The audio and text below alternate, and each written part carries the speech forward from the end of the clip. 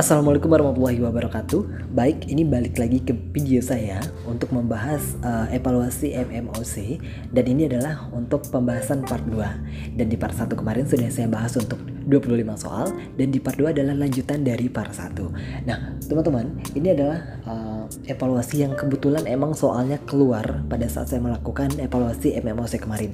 Dan satu kali percobaan mendapatkan nilai 100. Nah kita lanjut saja. Nomor 26. Motivasi internal yang muncul dari dalam diri pegawai saat bekerja bersumber dari A.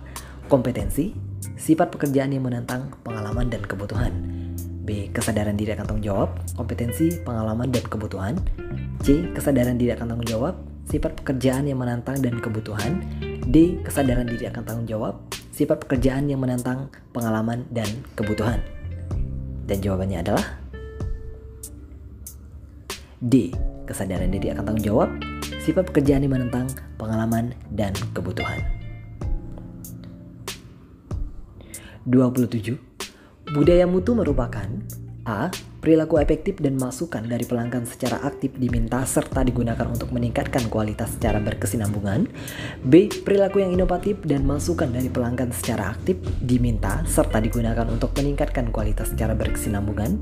C. Perilaku sesuai dengan slogan dan masukan dari pelanggan secara aktif diminta serta digunakan untuk meningkatkan kualitas secara berkesinambungan. Atau D. Perilaku yang harmonis dan masukan dari pelanggan secara aktif diminta serta digunakan untuk meningkatkan kualitas secara berkesinambungan. Jawabannya adalah C.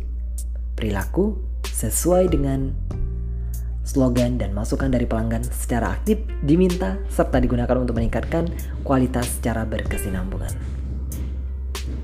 28. Berdasarkan kriteria yang ditetapkan oleh PBB, terdapat sejumlah prinsip, kunci, dan strategi untuk inovasi dalam pemerintahan sebagai berikut, kecuali A. Mengintegrasikan layanan, B. Desentralisasi pelayanan, C. Memanfaatkan kemitraan, atau D. Mengoptimalkan sumber daya. Dan jawabannya adalah D. Mengoptimalkan sumber daya. 29. Pelayanan publik yang bermutu akan menciptakan A. Meningkatkan kesejahteraan, B. Kepercayaan publik kepada pemerintah, C. Penghargaan publik kepada pemerintah, atau D. Pemerataan pembangunan. Jawabannya adalah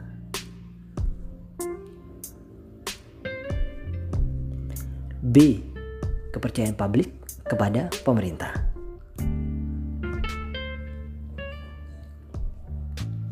30. Berikut adalah kriteria pengukuran implementasi total quality management, kecuali A. Kesadaran dan orientasi pada mutu, B. Kualitas produk barang dan jasa, C. Desentralisasi yang memberikan wewenang di semua tingkat, atau D. Penerapan secara menyeluruh.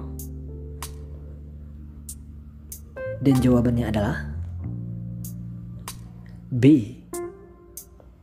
Kualitas produk barang dan jasa. 31. Salah satu azas kode etik administrasi publik adalah hati nurani memegang peran penting dalam memilih arah tindakan. Hal ini memiliki makna sebagai berikut, kecuali A.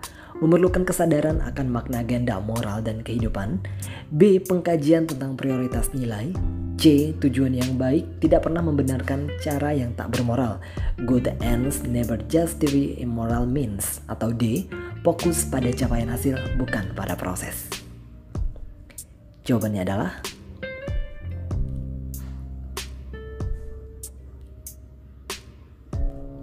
D. Fokus pada pencapaian bukan pada proses.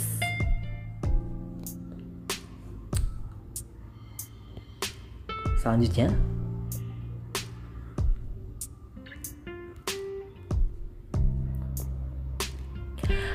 azas ketika publik mensyaratkan agar setiap bentuk kekuasaan pejabat dibatasi dengan A.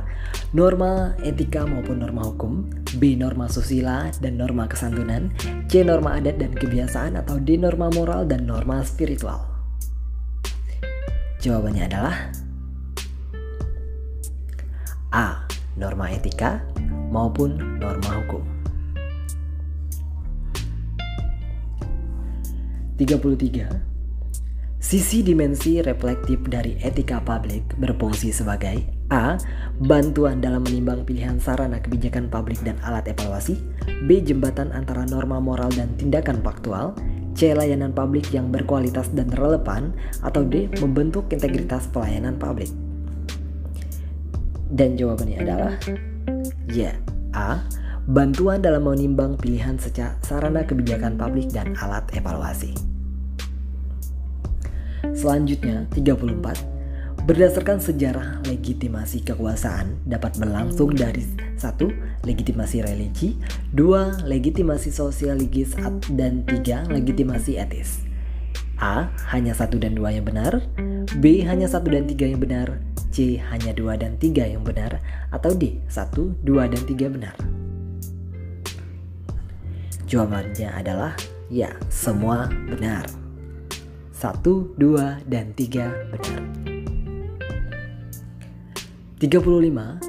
Public servants must be both moral philosophers and moral activists, which would require first an understanding of and belief in regime values, and second a sense of extensive benevolence for the people of the nation. Merupakan pernyataan terkait ASN sebagai pelayan publik dari A. Frederickson and Hart, B. Ricoeur, C. Immanuel Kant, atau D. Collins Caboles. Dan jawabannya adalah A. Frederickson and Hart. Selanjutnya, 36. Dalam reformasi birokrasi ada 8 area perubahan yang harus dilakukan oleh seluruh kementerian atau lembaga dan pemerintah pusat dan daerah di Indonesia, antara lain adalah A. Manajemen perubahan, B. Manajemen bisnis, C. Manajemen organisasi, atau D. Manajemen keuangan. Jawabannya adalah A. Manajemen perubahan. 37. Berdasarkan Undang-Undang ASN, Kode Etik dan Kode Perilaku ASN, yakni sebagai berikut kecuali A. Melaksanakan tugasnya sesuai dengan perintah atasan atau pejabat yang berwenang meskipun bertentangan dengan ketentuan peraturan perundang-undangan. B. Melaksanakan tugasnya dengan jujur, bertanggung jawab, dan berintegritas tinggi. C. Melayani dengan sikap hormat, sopan, dan tanpa tekanan. Atau D. Melaksanakan tugasnya dengan cermat dan disiplin.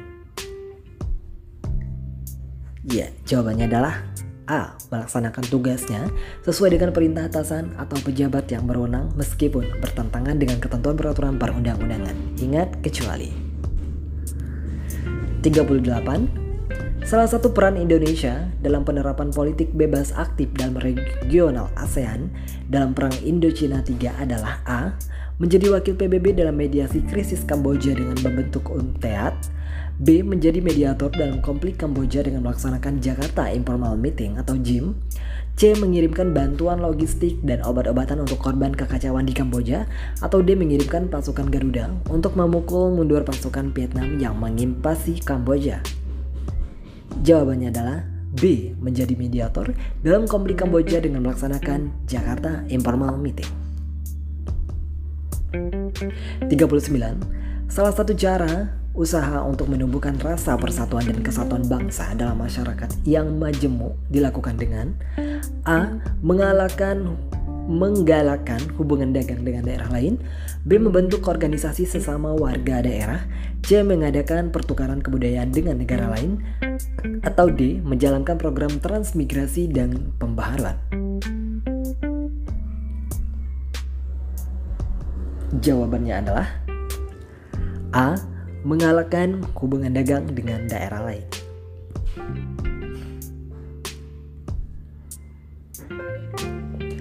Program DPRD Kabupaten Wonogiri, Provinsi Jawa Tengah mengevaluasi kebijakan pengentasan kemiskinan melalui jadwal agrowisata terpadu.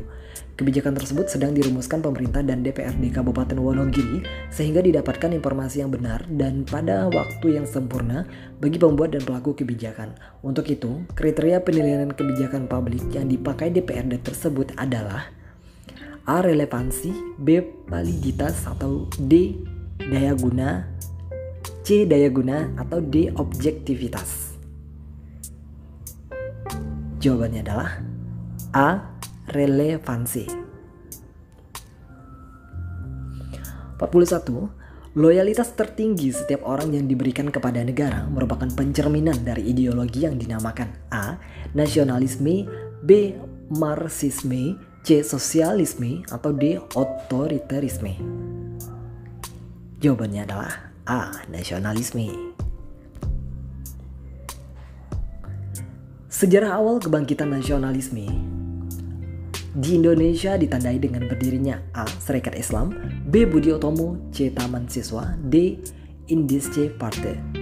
Jawabannya adalah yes, B. Budi Utomo.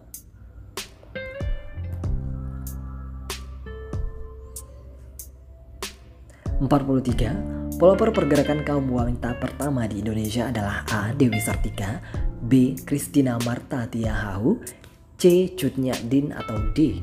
R.A. Kartini? Jawabannya adalah D. R.A. Kartini. Akuntabilitas merupakan kontrak antara dua belah pihak yang memiliki ciri sebagai berikut kecuali A. Akuntabilitas eksternal, B. Akuntabilitas interaksi, C. Hubungan kekuasaan struktural, atau D. Hubungan internal? Jawabannya adalah D. Hubungan internal. Dalam menciptakan lingkungan kerja yang akuntabel, diperlukan integritas institusi dengan tujuan sebagai berikut kecuali A. Meningkatkan kepercayaan publik atau stakeholders, B. Meningkatkan kualitas kerja individu maupun institusi, C. Menciptakan lingkungan kerja yang hipokritas, atau D. Meminimalisir praktek korupsi, kolusi, dan nepotisme? Jawabannya adalah C. Menciptakan lingkungan kerja yang hipokritas. Ingat kecuali.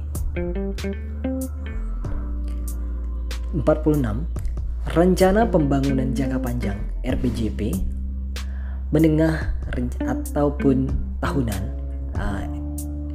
merupakan contoh alat akuntabilitas birokrasi di Indonesia pada aspek apa? A. Perencanaan strategis, B. Alokasi anggaran, C. Kontrak kerja, atau D. Laporan kinerja? Jawabannya adalah A. Perencanaan strategis. Fungsi akuntabilitas untuk mencegah korupsi dan penyalahgunaan kekuasaan menurut Bopens tahun 2014 disebut juga sebagai A. Peran demokrasi, B. Peran konstitusional, C. Peran belajar, atau D. Peran evaluatif? Jawabannya adalah B. Peran konstitusional. 48. Salah satu ciri pribadi yang akuntabel adalah A. Menjadikan dirinya sebagai bagian dari solusi dan bukan masalah, B. Mencari keuntungan pribadi dari setiap kegiatan yang dilakukan, C. Mencari perhatian pemimpin untuk memperoleh kesempatan promosi jabatan, atau D. Melakukan tindakan indisipliner tanpa diketahui? Jawabannya adalah A. Menjadikan dirinya sebagai bagian dari solusi bukan masalah. Berikut ini merupakan contoh stakeholders eksternal dalam penyelenggaraan pelayanan publik kecuali A. Membayar pajak, B. Pengguna layanan, C. Petugas administrasi perizinan, atau D. Masyarakat umum? Jawabannya adalah C. Petugas administrasi perizinan. 50 atau yang terakhir, akuntabilitas memiliki 5 tingkatan yang berbeda. Tingkatan terendah akuntabilitas yaitu A. Akuntabilitas personal, akuntabilitas kelompok, C. Akuntabilitas stakeholder, dan D. Akuntabilitas organisasi? Jawabannya adalah akuntabilitas personal. Baik, mungkin itu untuk pembahasan evaluasi MOC Part 2, dan ini adalah soal yang keluar pada saat saya melakukan evaluasi MOC kemarin dan mendapat 1 kali percobaan dengan nilai 100. Jadi buat teman-teman, semoga berhasil dan selamat mengerjakan evaluasi. Terima kasih. Wassalamualaikum warahmatullahi wabarakatuh.